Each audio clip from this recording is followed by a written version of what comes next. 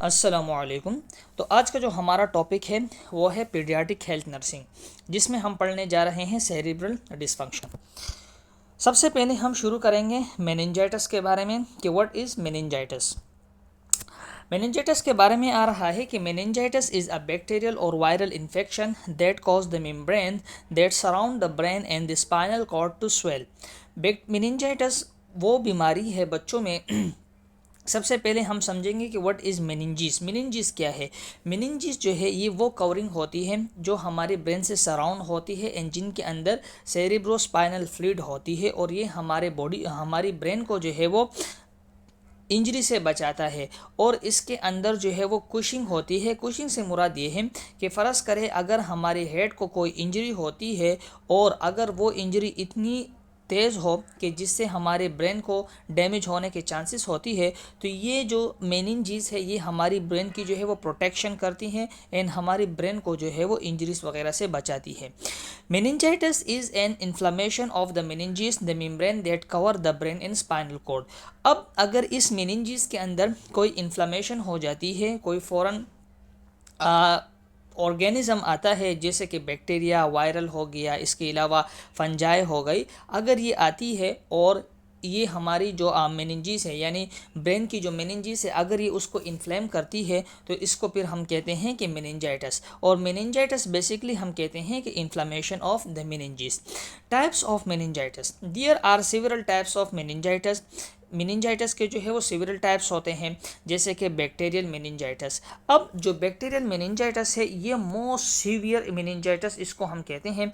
And अगर इसको हम कंपेयर करते हैं किन चीज़ों से, अगर हम कंपेयर करते हैं इस बैक्टीरियल मेनिंजाइटिस को वायरल मेनिंजाइटिस से, तो वायरल मेनिंजाइटिस जो है ये इतना सीवियर नहीं होता बनिस्बत बैक्टीरियल मेनिंजाइटिस के। बैक्टीरियल मेनिंजाइटिस में ये कह रहा है कि मोर रेयर होती है, यानी ये इतनी ज़्यादा नहीं होती एंड इसके अलावा यूजुअली मोर सीवियर।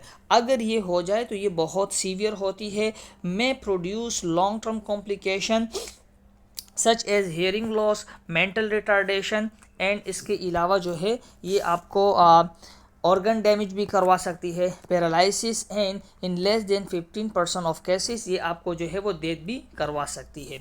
अच्छा, इसके साथ साथ हम ये यहाँ पर ये भी पढ़ेंगे कि वायरल मेनिंजाइटिस क्या है कि more common and usually less severe. अब अगर हम इन दोनों की आपस में कंपैरिजन करते हैं तो हम किस तरह से करेंगे। अगर फ़र्ज़ करें एक बच्चा है, उसको एक बच्चे को बैक्टीरियल मेनिंजाइटिस हो जाए और दूसरे को वायरल मेनिंजाइटिस हो जाए, तो जिस बच्चे को बैक्टीरियल मेनिंजाइटिस होगा वो बहुत प्रोन होगा टुवर्ड किसके, डेथ की तरफ जो है वो बच्चा बहुत ज़्यादा प्रोन होगा। इसी तरह से अगर हम बात करते हैं वायरल मेनिंजाइटिस की, तो इस बच्चे को जो है वो इतनी चांसेस नहीं होती और ये टुवर्ड प्रोन डेथ के जो है वो ज़्यादा प्रोन नहीं होता। लेकिन अगर किसी को बैक्टीरियल मेनिंजाइटिस हो जाए तो इस बच्चे की जो ट्रीटमेंट है वो हम जल्द से जल्द शुरू करते हैं बनिस्बत वायरल मेनिंजाइटिस के। इसके अलावा व्हाट कॉज मेनिंजाइटिस, ऐसी क्या चीज़ है जो मेनिंजाइटिस कॉज करवाती है। Meningitis is usually cause by a bacterial और viral infection that invade the cerebral spinal fluid, the fluid within the open space of the brain that protect the crushing the brain and spinal cord. A fungus or parasite may also cause meningitis more specifically. अब जो meningitis है ये either bacteria भी हो सकती है, इसके अलावा ये जो है वो वायरल इन्फेक्शन भी हो सकता है, और ये जाते हैं हमारे ब्रेन में, चाहे वो सर्कुलेशन, देखो इसके मुख्तलिफ रूट्स होते हैं। ये आपको सेकेंडरी प्राइमरी भी हो सकता है, यानी अगर कोई ऑर्गेनिज्म बॉडी के अंदर आए और वो डायरेक्ट जाके आपकी ब्रेन में जो है वो इम्प्लांट हो जाए और वहाँ से ये जो है वो आपको इन्फेक्शन कोज कर दे। इसके अलावा ये आपको सेकेंडरी भी हो सकता है। सेकेंडरी से क्या मुराद है कि फ़र्ज़ करें अगर बॉडी में किसी दूसरे एरिया में जो है वो इन्फेक्शन है और वो दूसरे एरिया से ट्रैवल करके आपके बॉडी में आता है, दूसरे एरिया से ट्रेवल करके आपके ब्रेन में जाता है और वहाँ पर इन्फेक्शन कोज कर देता है, तो इसके जो है वो मुख्तलिफ रूट्स होते हैं। ये आपको सर्जिकल इम्प्लांट की वजह से, जिसको हम एट्रोजेनिक कॉज कहते हैं, यानी ड्यूरिंग सर्जरी अगर कोई पर्सन जो है वो ब्रेन सर्जरी कर रहा है तो इसकी वजह से भी ये हो सकता है। इसके अलावा हेमाटोजीनियस स्प्लिट इसके होते हैं, वेंट्रियोपेरिटोनियल शंट जिसको हम हाइड्रोसेफेलस के अंदर कहते हैं तो उसके अंदर भी होता है। मेनिंजियोमायोसिल की वजह से भी आपको हो सकता है, किसी ट्रॉमा की वजह से भी आपको ये हो सकता है।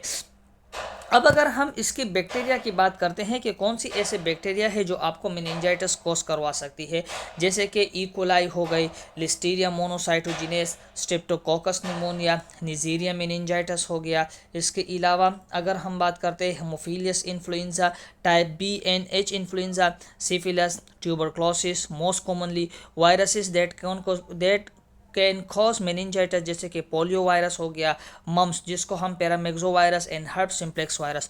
ये जो वायरस है ये मोस्ट कॉमनली लोगों को जो है वो इंसेफेलाइटिस कोस करवाती है। क्या चीज़? इंसेफेलाइटिस। तो ये मोस्ट कॉमनली जो है वो इंसेफेलाइटिस की कोस है, ये वाली जो बैक्टीरिया है। इसके अलावा सिम्टम्स क्या हो सकते हैं? The symptoms of meningitis vary depending on what that cause the infection and the age of your child. देखो, अगर हम सिम्टम्स की बात करते हैं तो सिम्टम्स में ये होता है कि आपकी जो बच्चा है इसको कौन से ऑर्गेनिज्म ने जो है वो इन्फेक्ट किया है। दूसरी बात यह है कि आपके बच्चे की उम्र कितनी है। दे ऑल्सो में surface several days after your child has had a cold and runny nose or diarrhea and vomiting. Your child may not display all the signs and symptoms, but if you think your child is sick, seek medical attention immediately.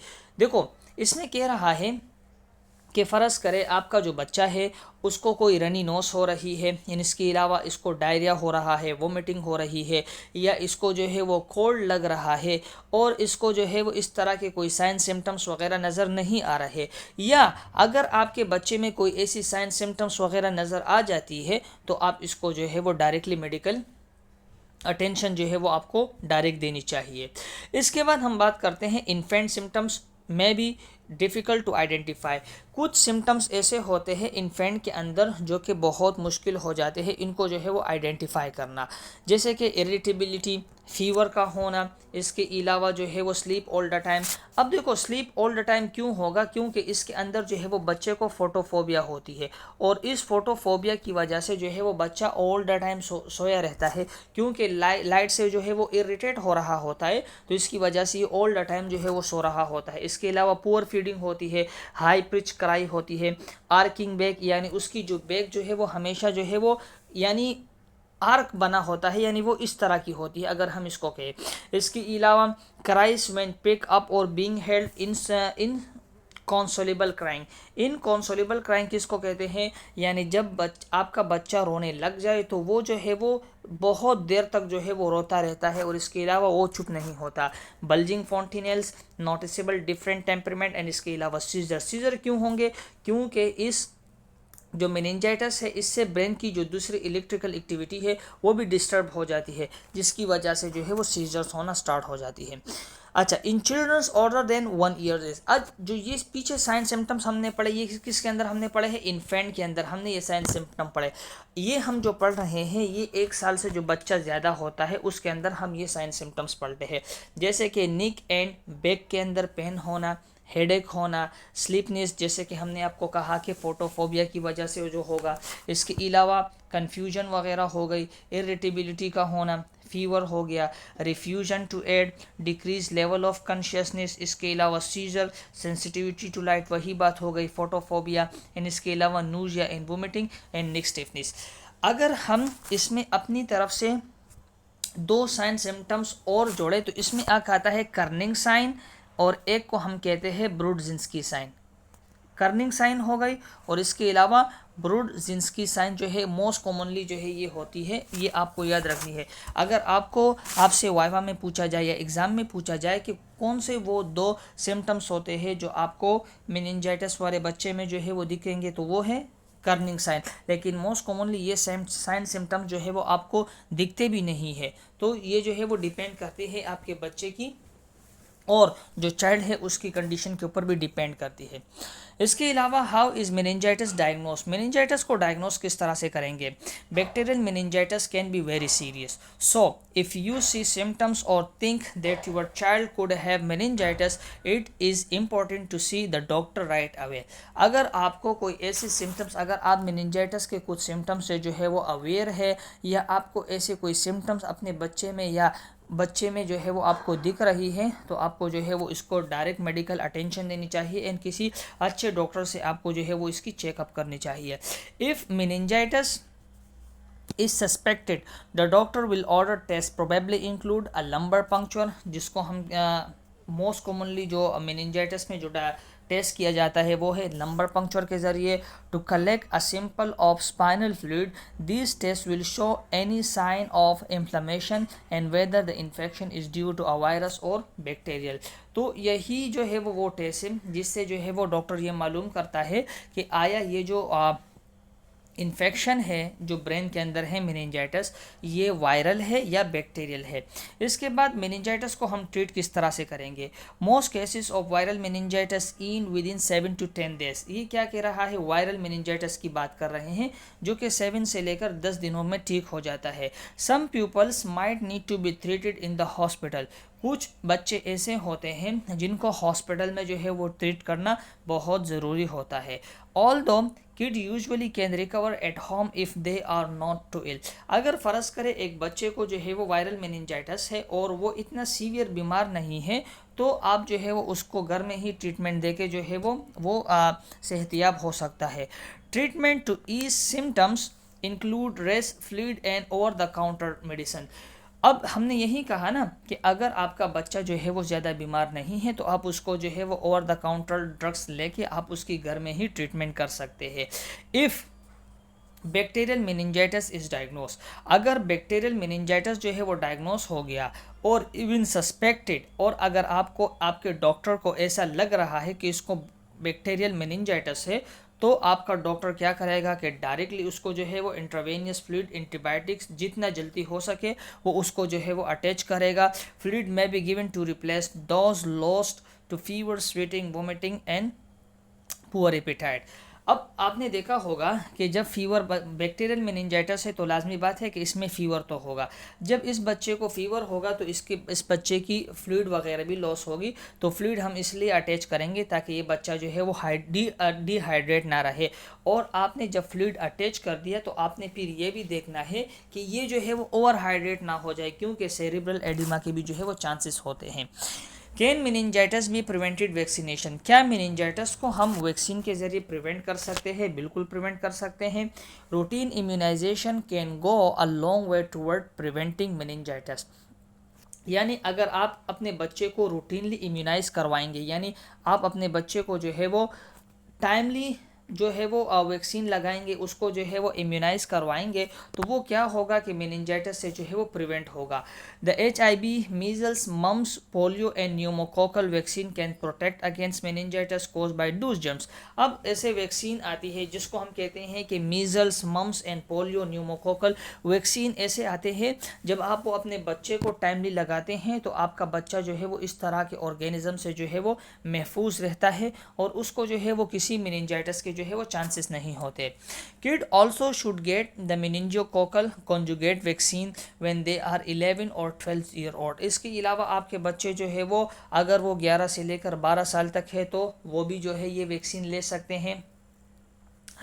इसके अलावा दूसरी बात यह रही है कि with a booster shot at age 16, और आपका बच्चा अगर 16 साल तक जो है वो पहुंच जाए तो आप उसको जो है वो बूस्टर भी लगा सकते हैं। बूस्टर का मतलब ये है कि पहले से जो है वो वैक्सीन लगी हुई है लेकिन आप दोबारा इसलिए लगा रहे हैं कि आपके बच्चे का जो इम्यून सिस्टम है वो और मज़ीद एक्टिव हो जाए। Kid older than 11 who have not been vaccinated also should be immunized। और इसके अलावा वो बच्चे जो 11 साल से बड़े हैं अगर वो इम्यूनाइज नहीं हुए तो भी उनको जो है वो इम्यूनाइज होना चाहिए। Particularly if there are going to college, boarding schools, camps और the place where they will live in close quarter with others. इसके अलावा स्पेशली वो बच्चे जो कैंपिंग के लिए जाते हैं किसी स्कूल और किसी ऐसी एरियाज़ में होते हैं जिसको ज़्यादा चांसेस होते हैं इस जो मेनिंजाइटिस है सस्पेक्ट होने की या मेनिंजाइटिस बीमारी लगने की चांसेस ज़्यादा है, तो उनको चाहिए कि वो जो है वो अपने बच्चों को टाइमली जो है वो इम्यूनाइज करे। Kid 2 months to 11 years old who are at high risk for infection should get the meningococcal conjugate। इसके अलावा 2 से लेकर 2 महीनों से लेकर 11 साल तक के जो बच्चे हैं जो ज़्यादा रिस्क पर होते हैं, मेनिंजोकोकल कॉन्जुगेट वैक्सीन जो है वो इनको भी लगानी चाहिए। This include those who live in और travel to countries where infection are common. अब इसमें वो बच्चे होते हैं, वो माँ बाप जो अपने बच्चे को जो है वो एक मुल्क से दूसरे मुल्क की तरफ लेके जाते हैं और उस मुल्क में जाते हैं जहाँ पर वैक्सीन जो है वो जहाँ पर इन्फेक्शन बहुत ज़्यादा होता है। Have some types of immune disorder, या इसके अलावा वो माँ बाप जिनको इम्यून डिसऑर्डर होता है, या वो माँ बाप जो कि इनको लगता है कि हमारे बच्चे को इम्यून की ऐसे डिसऑर्डर है तो उनको जो है वो लगानी चाहिए। Are present during an outbreak, और इसके अलावा आउटब्रेक हम कहते हैं वबा को। अगर फ़र्ज़ करें कोई पेरेंट्स या कोई कपल जो है ऐसे कम्युनिटी में रह रहे हैं और उनके बच्चे भी हैं, और उनको अगर ये सस्पेक्ट हो जाता है कि हमारे कम्युनिटी में जो है ये बीमारी फैल रही है, तो उनको भी जो है वो वैक्सीन लगा देना अपने बच्चों को चाहिए। इसके अलावा नर्सिंग मैनेजमेंट हम क्या कर सकते हैं? नर्सिंग मैनेजमेंट के अंदर हम जो है वो नर्सिंग असेसमेंट करेंगे। अब वो नर्सिंग असेसमेंट कौन सी है? सबसे पहले हम न्यूरोलॉजिकल स्टेटस चेक करेंगे कि कोई न्यूरोलॉजिकल डिस्टर्बेंस, मेंटल रिटार्डेशन वगैरह तो नहीं है। इसके अलावा बच्चे की वाइटल साइन जो है वो हम कंटिन्यूली असेस कर रहे होते हैं। पल्स ऑक्सीमीटर हम लगाते हैं, क्योंकि आप अगर इसको मज़ीद और डिटेल में पढ़ेंगे इस मेनिंजाइटिस, तो इसकी एक आखिरी जो स्टेट है इसमें होता ये है कि बच्चे को रिस्पायरेटरी फेलियर होना स्टार्ट हो जाती है। अब अगर बच्चे को रिस्पायरेटरी फेलियर होना स्टार्ट हो गया बैक्टीरियल मेनिंजाइटिस में, तो बच्चा जो है वो डेथ की तरफ भी जा सकता है। तो इसलिए हम जो है वो पल्स ऑक्सीमीटर लगाते हैं, और पल्स ऑक्सीमीटर इसलिए हम लगाते हैं ताकि हमें जो है वो आर्टीरियल, इसके अलावा हम आर्टीरियल ब्लड गैस भी कलेक्ट करते हैं, लेकिन पल्स ऑक्सीमीटर इसलिए लगाते हैं ताकि हमें जो है वो वक्तन फ़वक्तन जो है ये मालूम हो कि इसकी जो है वो सेचुरेशन कितनी है एंड बॉडी जो है बॉडी को ऑक्सीजन मिल रहा है कि नहीं। These values are use to quickly identify the need for respiratory support. इसलिए जब अगर हम इस बच्चे की आर्टीरियल ब्लड गैस परफॉर्म करवाएंगे तो इससे हमें ये भी मालूम होता है कि हमें मज़ीद दूसरी जैसे कि मास्क वगैरह यानी ऑक्सीजन मास्क वगैरह की ज़रूरत है, या बच्चे को कोई मैकेनिकल वेंटिलेशन की ज़रूरत तो नहीं है, तो ये हम इसलिए करते हैं। इसके अलावा नर्सिंग डायग्नोस हम बनाते हैं। नर्सिंग डायग्नोस में क्या होता है कि risk for infection related to contagious nature, तो ये चीज़ें आपको जो है वो खुद ही पता है कि आप इस चीज़ों को खुद ही भी पढ़ सकते हैं। ये आसानी सी चीज़ है कि हम नर्सिंग डायग्नोस बनाएंगे। इसके अलावा नर्सिंग इंटरवेंशन क्या होती है? नर्सिंग इंटरवेंशन कि जब बच्चा इस तरह का हमारे पास आता है तो सबसे पहले हम क्या करेंगे? सबसे पहले हम उसकी न्यूरोलॉजिकल स्टेटस को हम चेक करते हैं, वाइटल साइन को हम चेक करते हैं। वही बात हो गई कि हम oxygen and arterial blood gas collect करें ताकि हमें जो है वो इसके जो ऑक्सीजन सेचुरेशन है इसके बारे में मालूम हो। इसके अलावा हम इसकी ब्लड प्रेशर को हम असेस करते हैं, रिपीट फ्लूइड रिप्लेसमेंट करवाते हैं, क्योंकि फ़ीवर की वजह से बच्चा जो है वो हाइड्रेट हो चुका होता है। इसके अलावा इनसेंसिबल लॉस ऑफ वाटर जिसको हम कहते हैं, जैसे कि थ्रू रिस्पायरेशन के ज़रिए या इसके अलावा स्वेटिंग के ज़रिए जो है वो इससे फ्लूइड लॉस हो रहा होता है। इसके अलावा हम क्या करते हैं कि जो हाई फीवर है इसको हम रिड्यूस करने की कोशिश करते हैं।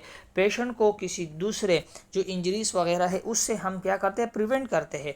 सेकेंडरी फ़र्ज़ करें अगर एक बच्चा है उसको मेनिंजाइटिस हो गया और मेनिंजाइटिस की वजह से बच्चे को जो है वो फिट्स आना स्टार्ट हो गए, और फिट्स उस बच्चे को कुछ इस तरीके से हुए कि वो जो है वो गिरने का शिकार हो गया, यानी अगर वो अपने बेड पर बैठा है और अपने बेड से जो है वो गिर जाता है तो ये भी जो है वो बहुत मसला कर सकती है, उसको जो है वो इंजरी हो सकती है।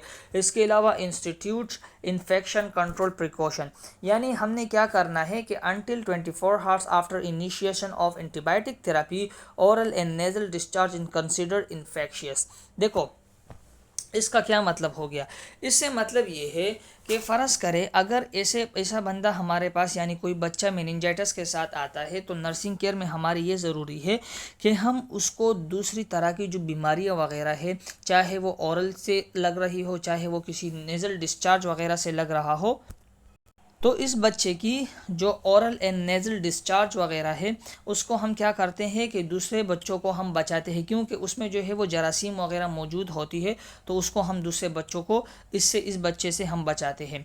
Inform family about patient condition and permit family to see patient at appropriate interval, और इसके अलावा हम उसके जो फैमिली मेम्बर्स है उसको भी हम जो है वो इनके साथ अटैच करवाते हैं ताकि वो इनके साथ रहे और बच्चे को कोई ऐसी जो है वो महसूस ना हो।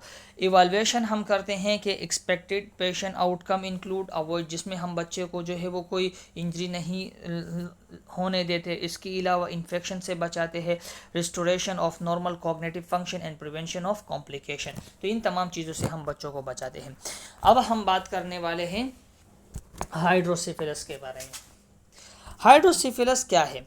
देखो, हाइड्रोसिफिलस के बारे में आ रहा है कि cerebrospinal fluid is clear, colourless and protect and Cushing the brain and spine. Cerebrospinal fluid या हाइड्रोसिफिलस, इसकी तरफ हम आते हैं तो आने से पहले सबसे पहले इसकी हम ओवरव्यू देते हैं।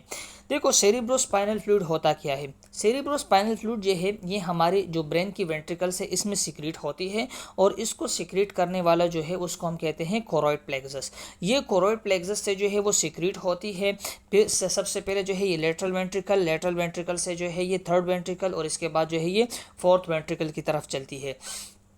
अब होता क्या है कि अगर इन दरमियान कोई ऑब्स्ट्रक्शन हो गई या इसके ड्रेनेज सिस्टम के अंदर कोई ऑब्स्ट्रक्शन हो जाती है या अगर कोरॉइड प्लेक्सस के अंदर कोई ट्यूमर हो गई और वहाँ से सेरिब्रोस्पाइनल फ्लूइड की जो सिक्रीशन है वो ज़्यादा हो गई, तो ये क्या करती है कि हाइड्रोसिफिलस जो है वो बिल्डअप होना स्टार्ट हो जाती है। नॉर्मली ये जो सेरिब्रोस्पाइनल फ्लूइड है ये हमारी ब्रेन को जो है वो इंजरी से बचाती है और ये एज अ कुशन के तौर पर काम करती है। कुशन हम किसको कहते हैं कि यानी ये एज अ सॉफ्ट चीज़ की तरह काम करती है कि फ़र्ज़ करें अगर बाहर से हमारे हेड को कोई इंजरी होती है तो वो इंजरी हमारे ब्रेन तक ना पहुंचे, इसलिए ये क्या करती है, जो मेनिंजेस है ये एज अ कुशन के तौर पर काम करती है। Normally, cerebrospinal fluid flow through the ventricles and bathes the brain and spinal cord before being reabsorbed into the bloodstream. The body typically produce enough CSF each day and absorb the same point. यानी हमारी body जो है वो दिन में same amount पर जो है वो जितने अमाउंट पर CSF प्रोड्यूस करती है उतनी ही अमाउंट पर हमारी बॉडी जो है उसको ड्रेन भी करती है ताकि जो है वो ब्रेन के अंदर ज़्यादा से ज़्यादा CSF जो है वो बिल्डअप ना हो। The pressure from too much CSF can keep the brain from functioning properly and cause brain damage and even death. इसके अलावा अगर ब्रेन के अंदर CSF का जो मकदार है ये ज़्यादा हो जाए तो ये क्या करती है कि ब्रेन के अंदर जो इंट्राक्रैनियल प्रेशर है ये भी इंक्रीज हो जाएगा, जिसकी वजह से जो ब्रेन है उसको भी डैमेज होने के चांसेस होते हैं। अब हम चलते हैं असल में ये देखिए ये क्या है, ये जो एरिया है इसको हम कहते हैं हमारा ब्रेन है, यानी ये स्किन एरिया है। इसके बाद जो ये वाला एरिया है ये बोन है और ये वाली जो एरिया है इसको हम क्या कहते हैं, मेनिंजेस। तो ये मेनिंजेस इसमें क्या होती है, अगर आपको नज़र आ रहा है तो इसके अंदर सेरिब्रोस्पाइनल फ्लूइड होता है जो हमारे ब्रेन को जो है वो बचाती है।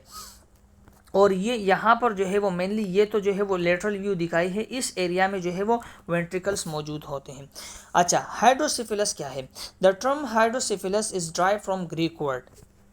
क्या है कि ग्रीक वर्ड से जो है वो ड्राइव हुआ है जिसका मतलब है हाइड्रो का मतलब होता है वाटर एंड सिफिलिस का मतलब है head. The word actually refer to the build up of cerebrospinal fluid. और इस वर्ड का मतलब क्या है? इस वर्ड का असल मतलब ये है कि ब्रेन के अंदर जो है वो सेरिब्रोस्पाइनल फ्लूइड का जो है वो बिल्डअप होना यानी जमा हो जाना। इसके बाद आ रहा है कि hydrocephalus is a condition in which excess cerebrospinal fluid builds up within the fluid containing cavities और वेंट्रिकल्स ऑफ द ब्रेन। यानी सेरिब्रोस्पाइनल फ्लूइड हम किसको कहते हैं कि जो ब्रेन के अंदर वेंट्रिकल्स है इसमें सेरिब्रोस्पाइनल फ्लूइड यानी CSF का जो है वो ज़्यादा से ज़्यादा बिल्डअप हो जाना। Hydrocephalus can occur at any age. इसके अलावा जो हाइड्रोसिफिलस है ये किसी एज में भी हो सकता है but is most common in infant and adult age 60 and older. इसके अलावा ज़्यादा से ज़्यादा किन के अंदर हो सकता है? बच्चों के अंदर हो सकता है, इन्फेंट के अंदर। यानी इन्फेंट हम कहते हैं कि 1 महीने से लेकर 1 साल तक के जो बच्चे होते हैं इसको हम इन्फेंट कहते हैं। तो इसके अंदर मोस्ट ज़्यादा कॉमन चांसेस होती है और वो ओल्डर एडल्ट यानी जिसकी एज 60 से ज़्यादा होती है उनके अंदर ज़्यादा से ज़्यादा चांस होते हैं। अब अगर हम इसके टाइप्स पढ़ते हैं तो इसके 5 तरह के जो है वो टाइप्स है। सबसे पहले आता है कंजेनाइटल हाइड्रोसिफिलस। कंजेनाइटल हाइड्रोसिफिलस किसको कहते हैं कि it is present at birth and may be cause congenital hydrocephalus किसको कहते हैं? It is present at birth and may be caused by event that occur during fetal development or as a result of genetic abnormalities. congenital hydrocephalus हम उसको कहते हैं कि अगर brain में कोई भी ऑब्स्ट्रक्शन होती है, जिसको हम कंजेनाइटल एनिमोली भी कहते हैं, कि फ़र्ज़ करें एक बच्चा पैदा हो गया और पैदा होते ही उसमें ऐसा देखा गया कि उसको जो है वो हाइड्रोसेफेलस है।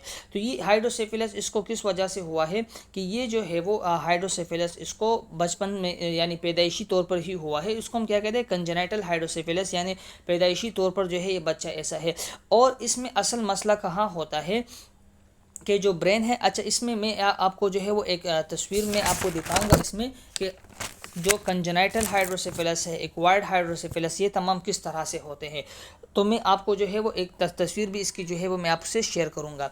तो ये क्या होता है कि ड्यूरिंग हाइड्रोसेफेलस होता ये है कि यानी कंजेनाइटल हाइड्रोसेफेलस पैदाइशी तौर पर जो हाइड्रोसेफेलस होता है उसको हम कहते हैं congenital hydrocephalus. Acquired hydrocephalus can affect childrens और adult. It usually develop after an illness और इंजरी। एक्वायर्ड हाइड्रोसेफेलस किस वजह से हो सकता है कि ये बच्चों में भी हो सकता है और ये बड़ों में भी हो सकता है। और मोस्ट कॉमनली ये किस वजह से होता है कि फ़र्ज़ करें अगर किसी को इंजरी हो गई या किसी को ऐसी बीमारी हो गई और जिसकी वजह से हाइड्रोसेफेलस हो जाए, तो इसको हम एक्वायर्ड हाइड्रोसेफेलस कहते हैं। Normal pressure hydrocephalus a condition affect most people over the age of 60। तो इसको हम क्या कहते हैं? Normal pressure hydrocephalus.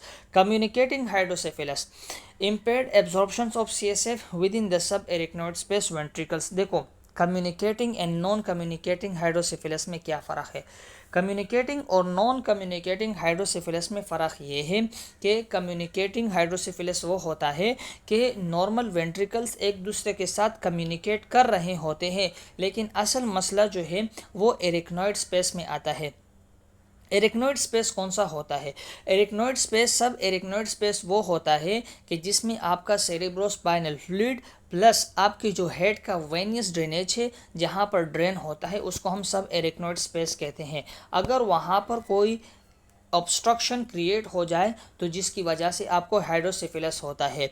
इसके अलावा नॉन कम्युनिकेटिंग हाइड्रोसेफेलस कौन सा होता है? नॉन कम्युनिकेटिंग हाइड्रोसेफेलस हम उसको कहते हैं कि बिटवीन जो वेंट्रिकल्स है इसमें अगर कोई ऑब्स्ट्रक्शन हो जाए और एक वेंट्रिकल का फ़र्ज़ करें अगर कोरोइड प्लेक्सस वाला जो वेंट्रिकल लेटरल वेंट्रिकल है राइट साइड वाला, अगर वहाँ पर कोई ऑब्स्ट्रक्शन क्रिएट हो जाए और वहाँ से जो आपका सेरिब्रोस्पाइनल फ्लूइड है ये आपके थर्ड वेंट्रिकल, आपके फोर्थ वेंट्रिकल में ना जाए, या इसके अलावा अगर थर्ड वेंट्रिकल के अंदर कोई ऑब्स्ट्रक्शन हो जाए, या इसके अलावा आपने जो है वो फोरामीना सुना होगा कि जो वेंट्रिकल्स है इसमें कुछ फोरामीना होते हैं जिसको हम कहते हैं फोरामीन मेजेंडी, फोरामीन लश्का।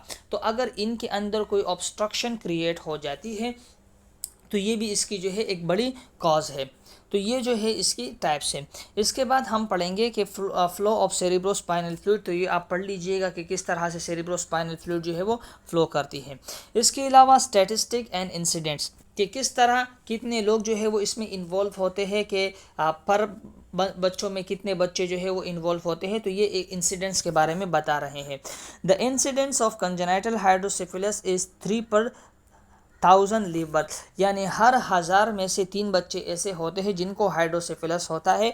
और अब वो उसके जो है वो मुख्तलिफ वजूहात हो सकते हैं, ईदर वो एक्वायर्ड हो सकता है, कंजेनाइटल हो सकता है, नॉर्मल प्रेशर वाला तो नहीं हो सकता बच्चों के अंदर, कम्युनिकेटिंग एंड नॉन कम्युनिकेटिंग वाला हो सकता है। इसके अलावा incidents of acquired hydrocephalus is unknown, अब तक जो है वो इसके बारे में मालूम नहीं है। Adult hydrocephalus represent approximately 40% of total cases of hydrocephalus. अगर हम एडल्ट की बात करते हैं तो एडल्ट में कितना है कि 40% जो है वो इनके अंदर हाइड्रोसिफिलस के टोटल केसेस को जो है वो देखा गया है। इसके अलावा incidence is equal in males and females, दोनों के अंदर एक ही है, ये नहीं है कि किसी एक में ज़्यादा है और दूसरे में कम है। इसके अलावा क्षण की अगर हम बात करते हैं, क्षण से क्या मुराद है? क्षण से मुराद ये है कि अगर इसकी सर्जरी हम करते हैं तो सर्जरी में होता ये है कि वेंट्रियोपेरिटोनियल शंट लगाया जाता है, यानी शंट ऐसे होता है कि ब्रेन से जो है वो किसी दूसरे ऑर्गन की विटी, चाहे वो स्टमक हो या इंटेस्टाइन में जो है वो इसकी ड्रेन करवा देती है, जिसकी वजह से जो ब्रेन के अंदर एक्सेसिव फ्लूइड है वो बॉडी की दूसरी कैविटी में जा रहा होता है। इसके अलावा shunt developing occur in 75% of all cases of treated hydrocephalus and 50% of children with communicating hydrocephalus. देखो शंट क्या होता है, अगर मैं आपको यहाँ पर एक डायग्राम बनाऊँ तो ये आपका जो है वो स्ट्रक्चर है, सही। अब होगा क्या कि ये शंट यहाँ से निकाला जाता है और ये बॉडी के किसी दूसरे एरिया में जो है वो पहुँचा दिया जाता है, जिससे जितना भी फ्लूइड वगैरह है वो इस शंट में जाता है। और इस शंट में जाने के बाद दूसरे एरिया में फ़र्ज़ करें अगर इस शंट में कोई बैक्टीरिया आ गई, मोस्ट कॉमनली जो बैक्टीरिया आती है उसको हम कहते हैं स्टेफिलोकोकस एपिडर्माइडस, और उसने यहाँ पर ऑब्स्ट्रक्शन क्रिएट की। अब अगर वो इस यहाँ पर ऑब्स्ट्रक्शन क्रिएट करेगी तो ये बैक्टीरिया यहाँ पर मल्टीप्लाई होगी और ये मज़ीद जाके और भी जो है वो फर्दर डैमेज करवा सकती है। इसके अलावा इथियोलॉजी क्या हो सकती है, जैसे कि developmental malformation, function, neoplasm, infection and trauma. Clinical features की अगर हम बात करते हैं तो in large head, rapid increasing head circumference, bulging fontanelles, sleeplessness हो गया, irritability, headache, blurred vision, difficulty in walking and seizures. तो ये तमाम इसके जो है वो टाइप्स हैं कि किस तरह से जो है वो अगर किसी को हाइड्रोसिफिलिस हो जाए तो उसमें आपको किस तरह के जो है वो साइन सिम्टम्स देखने को मिलेंगे। और अब इसके लिए हम क्या करते हैं, डायग्नोस्टिक परफॉर्म करते हैं, जिसमें हम हेड सरकमफेरेंस देखते हैं। इसके अलावा सिटी स्कैन, MRI और लंबर पंक्चर हम परफॉर्म करते हैं। तो ये इसकी क्या है, डायग्नोस्टिक्स है। इसके अलावा कॉम्प्लिकेशन की अगर हम बात करते हैं कि हाइड्रोसिफिलिस की वजह से कौन कौन सी कॉम्प्लिकेशन का जो है वो सामना करना पड़ सकता है, जिसमें आता है कि मैनी बेबीज बोर्न विद हाइड्रोसिफिली है परमानेंट ब्रेन डैमेज। इनका क्या होता है कि परमानेंट ब्रेन डैमेज होता है। This can cause severe long term complication, जिसकी वजह से बच्चों को जो है वो लॉन्ग टर्म सीवियर कॉम्प्लिकेशन का सामना करना पड़ता है। इसमें आपको जो बच्चे को जो है वो learning disability, speech problem, memory problem and इसके अलावा vision problem with physical coordination and epilepsy. Epilepsy हम किसको कहते हैं, एपिलेप्सी हम बाद में पढ़ेंगे। जो सीजर वाले होते हैं, फ़र्ज़ करें एक बच्चा है, अगर उसको एक मर्तबा जो है वो फिट्स हो गए तो इसको हम एपिलेप्सी नहीं कहते, इसको हम सीजर कहते हैं। लेकिन अगर उस बच्चे को बार बार जो है वो फिट्स हो रहे हैं तो फिर हम कंसीडर करते हैं कि दैट इज़ एपिलेप्सी। और एपिलेप्सी भी जो है वो मुख्तलिफ टाइप्स की होती है, मल्टीपल टाइप्स की होती है, इसको हम बाद में पढ़ेंगे। इसके लिए फिर हम मेडिकल मैनेजमेंट परफॉर्म करते हैं, जिसमें हम सर्जरी करते हैं कि जो ट्यूमर, सिस्ट वगैरह है इसको रिमूव करना, या इसमें हम शंट लगाना। शंट जैसे कि मैंने आपको यहाँ कहा कि ये वाला शंट हम लगाते हैं, तो जिसकी वजह से जो एक्सेसिव फ्लूइड है ये ब्रेन से जो है वो ड्रेन हो रहा होता है। और इसके अलावा एंडोस्कोपिक थर्ड वेंट्रिकुलोस्टॉमी सर्जन क्या करता है कि जिस एरिया में जिस वेंट्रिकल में ऑब्स्ट्रक्शन होती है उस ऑब्स्ट्रक्शन को जो है वो ख़त्म करके जो फ्लूइड है उसको बहाल किया जाता है और फ्लूइड जो है वो एक एरिया से दूसरी जगह में जा रहा होता है। इसके लिए फिर हम फार्माकोलॉजिकल मैनेजमेंट करते हैं एंड ये जो है वो हम फिर इसके लिए क्या है, नर्सिंग मैनेजमेंट है। फार्माकोलॉजिकल मैनेजमेंट में हम क्या करते हैं कि इसमें हम डायरेटिक्स दे रहे होते हैं, और इसके अलावा जो है वो पोस्ट हेमोरेजिक हाइड्रोसेफेलस, हम अगर एक बच्चा है उसको जो है वो हाइड्रोसेफेलस हो गया, यानी अगर एक बच्चा है उसको जो है वो हाइड्रोसेफेलस है और उस हाइड्रोसेफेलस की वजह से जो है वो ब्रेन में अगर कोई दूसरी एरिया जो है वो डैमेज हो गई और वहाँ से जो है वो ब्लीडिंग स्टार्ट हो गई, तो हम इसलिए देते हैं ताकि जो है वो बॉडी से वो जल्दी से जल्दी आउट हो जाए। इसके अलावा इसमें हम क्या करते हैं, एसिटाजोलामाइड दे रहे होते हैं, एंफ्यूरोसिमाइड, ताकि जो CSF है वो जल्दी से जल्दी जो है वो ड्रेन हो जाए और ब्रेन की दूसरे एरिया को जो है वो डैमेज ना करे। नर्सिंग मैनेजमेंट हम क्या करते हैं कि बच्चे को जो है वो इंजरी से बचाते हैं, उसको पोजीशन देते हैं, बच्चे को हम फ्लैट लिटाते हैं। अगर बच्चे को कोई पेन हो रहा है तो इसकी मैनेजमेंट कम करते हैं। कोई ऐसी डेंजर साइन वगैरह आती है ICP की तो उसको हम ऑब्जर्व करते हैं। Neurological assessment, monitoring vital sign, observe abdominal distension, क्योंकि जो हमने शंट लगाया होता है वो स्टमक या इंटेस्टाइन में होती है, तो इसलिए हम एब्डोमिन की डिस्टेंशन को भी हम देखते हैं। इसके अलावा इनपुट आउटपुट चार्ट हम देखते हैं IV, और इसके अलावा इन तमाम चीज़ों को हम जो है वो मॉनिटर करते हैं। तो ये तो हमारी इस PPT का जो है वो पार्ट 1 था। इसके अलावा हम मज़ीद इसके ऊपर भी काम करेंगे। अगर PPT आपको अच्छी लगी हो तो फॉलो करना ना भूलिएगा, और अगर इसमें किसी भी तरह की इम्प्रूवमेंट की अगर हमें ज़रूरत है तो हमें ज़रूर बताएं।